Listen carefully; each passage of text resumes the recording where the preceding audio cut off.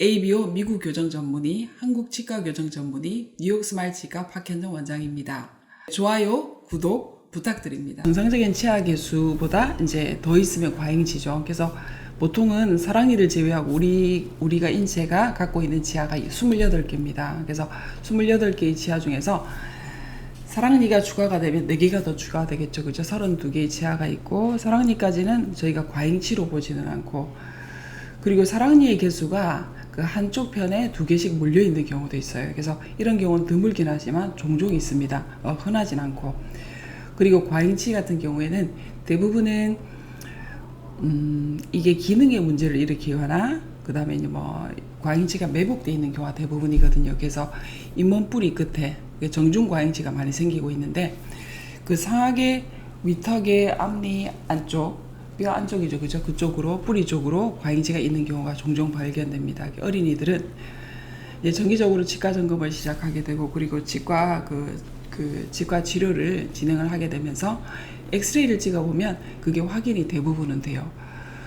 그리고 그 상태를 정확하게 보고 얘가 그 과잉치가 있는 그 주변으로 물혹이 있는지, 어떤 이상 소견이 있는지 그 부분을 확인을 하고, 그리고 이 과잉치가 있음으로 인해서 주변의 치아들이 뿌리 쪽이 흡수된다거나, 그리고 어떤 신경이나 이런 부분하고 너무 근접해 있다거나, 이런 경우는 이제 심각하게 생각을 하고 대응을 해야 되겠지만, 대부분의 경우에는 그러한 심각한 문제를 일으키지 않기 때문에 과잉치가 있다는 그 존재 자체만으로 걱정하실 필요는 전혀 없습니다.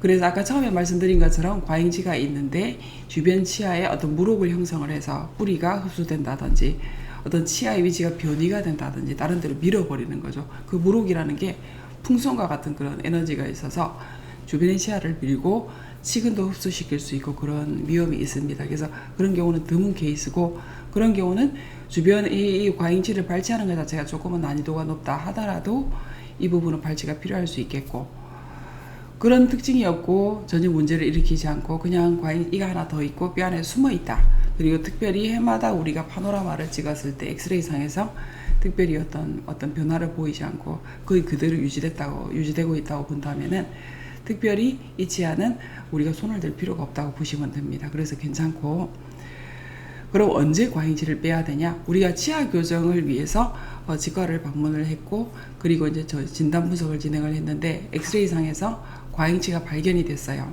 근데 이 치아가 있음으로써 어떤 위해를 가하지는 않지만, 우리가 치아 이동을 하게 되면 그 치아 이동을 방해하는 위치에 과잉치가 있다. 그러면 우리가 조금 더 앞서서 전략적으로 그 치아를 발걸을 해야 됩니다. 그래서 과잉치는 뭔가 수술을 해야 되고, 구강 내 소수술을 해야 되고, 그 부분이 조금 부담되실 수가 있는데, 빼야 된다고 판단이 되는 경우에도 이게 국소 마취만으로 충분히 발치를 할 수 있고, 그리고 요즘은 치과 선생님들 중에서도 그 구강외과 전문의들이 그런 소수술을 위주로 진료를 보시는 데가 많이 있습니다. 그래서 그분들은 웬만한 뭐 대학 교수 수준의 어떤 퀄리티가 높은 그런 진료를 하실 수 있고, 그런 실력이 있고 그런 경험이 많으시기 때문에 이분들에게 의뢰를 해서 필요한 경우에는 과잉치를 발치하면 크게 문제가 없고, 중요한 거는 국소 마취만으로도 충분히 제거할 수 있다. 그리고 전신 마취나 이런 부분들이 입원이 전혀 필요 없다. 이런 부분이 되겠습니다.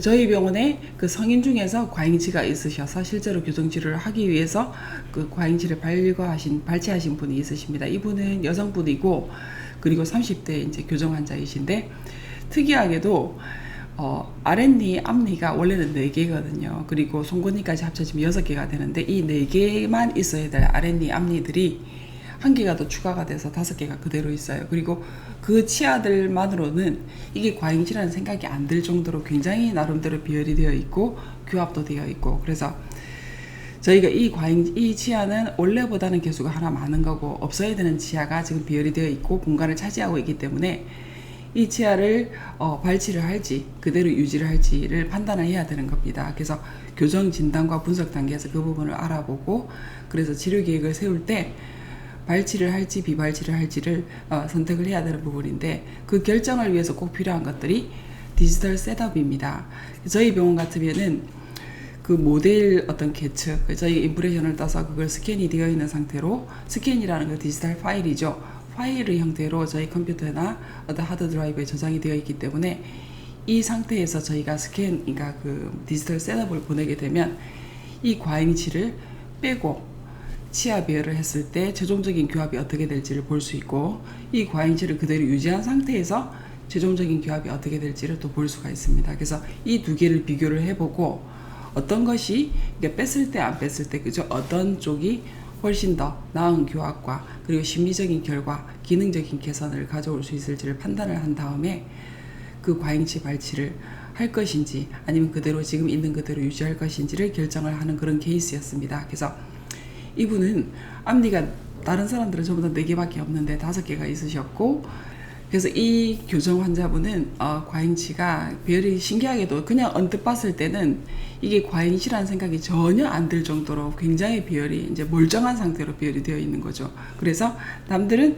윗니와 아랫니의 이제 치아 중심선이 딱 맞는 거죠. 맞는데 윗니는 정상적으로 앞니가 4개가 있고 아랫니는 5개가 있으니까 윗니의 정중선이 아랫니의 센터에 있는 과잉치의 정중에 그대로 만나는 거죠. 그래서 선은 어쨌든 한쪽으로 편의가 되어 있고 일직선이 될 수 없는 그런 치아의 배열을 유지를 하고 있었는데, 그래서 고민을 하고 저희가 셋업의 결과를 보고 판단하기에는 지금 현재 돌출도 있으시고 이런저런 치아 배열을 위해서 공간도 필요한 상태이기 때문에 과잉치를 유지를 했을 때 우리가 얻는 어떤 이익보다는 얘가 발치가 되고 정상적인 치아 개수를 회복을 했을 때 훨씬 더 나은 결과를 얻을 수 있다고 보고, 그래서 발치를 결정했고 결국에는 좋은 교합을 얻을 수 있었습니다.